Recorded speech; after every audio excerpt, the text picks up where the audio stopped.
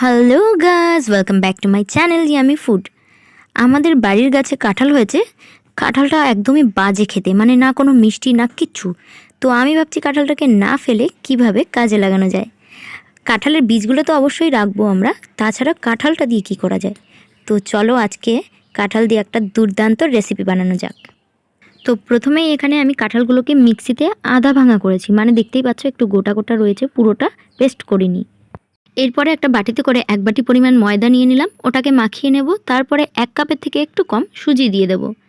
এরপরে দিয়ে দেব অল্প করে লবণ। এবার এগুলোকে ভালোভাবে মাখিয়ে নেব। চাইলে এর মধ্যে নারকেল কোড়াও দিতে পারেন, তাহলে আরও বেশি সুন্দর লাগবে, কিন্তু আমি নারকেল কোড়াটা এই মুহূর্তে নেই তাই দিলাম না। পরে এর মধ্যে 1/2 কাপ পরিমাণ চালের গুঁড়ো দিয়ে দেবো। চালের গুঁড়োটা অবশ্যই অপশনাল, নাও দিলেও হবে। এরপরে আবার এগুলোকে মাখিয়ে নেব। এরপরেই দিয়ে দিচ্ছি 1 কাপ পরিমাণে চিনি। চিনিটা যে যার স্বাদ মতো দেবেন, যেরকম মিষ্টি খাবেন। যদি অতিরিক্ত মিষ্টি খান তাহলে আরেকটু বাড়িয়ে নেবেন। এবার ওই চিনিটাকে দিয়ে মাখিয়ে নেব। চিনিটা দিয়ে ভালোভাবে মাখিয়ে নেওয়ার পরে আধা ঘন্টা রেস্ট দিয়ে দেবো, কারণ তোমরা জানো আমরা যেহেতু সুজি দিয়েছিলাম, সুজিটা ফুলবে আর চিনিটাও গলবে, তাই জন্য। তো আধ ঘন্টা রেস্টে রাখার পরে সুজিটাও ফুলে গেছে আর চিনিটাও ভালোভাবে গলে গেছে। তো এগুলো এবার বড়া ভাজার জন্য প্রস্তুত হয়ে গেছে। এবার আমরা বড়াগুলোকে ভেজে নেব। তো আমি এবার কড়াইয়ের মধ্যে ভেজিটেবল অয়েল গরম করতে দিয়ে দিয়েছি, বা সাদা তেল। এবার আমি বড়াগুলোকে ভেজে নেব। দেখতে পাচ্ছ মাখাটা কতটা নরম লাগছে, বড়াগুলো এতে নরম হবে। যদি কেউ একটু শক্ত বা করকরে খেতে চাও তাহলে ময়দার পরিমাণটা আরেকটু দিয়ে শক্ত করে নিতে হবে।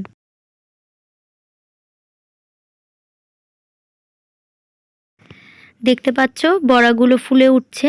আমি এপাশ ওপাশ দুপাশ ভালোভাবে উল্টে লাল করে ভেজে নেব। আর তেলের পরিমাণটা চাইলে তোমরা বাড়িয়ে দিতে পারো, আমি অল্প করেই দিলাম কারণ আমার ব্যাটারটাও অল্প।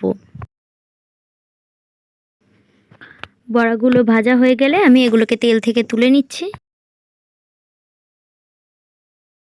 দেখতে পাচ্ছ ওপর থেকে ক্রিস্পি এবং ভেতর থেকে কতটা নরম। আর আমি একইভাবে বাকি বড়াগুলোকেও ভেজে নেব।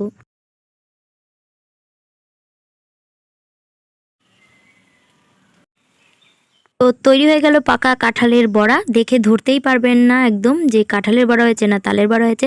বাড়িতে রেসিপিটি অবশ্যই ট্রাই করবেন, সত্যি দুর্দান্ত খেতে হয়। তো রেসিপিটি কেমন হলো আমাকে অবশ্যই কমেন্টে জানাতে ভুলবেন না। আর যদি একটুও ভালো লেগে থাকে তাহলে অবশ্যই একটা লাইক, কমেন্ট, শেয়ার করে চ্যানেলটিকে সাবস্ক্রাইব করে আমার পাশে থাকবেন। ধন্যবাদ।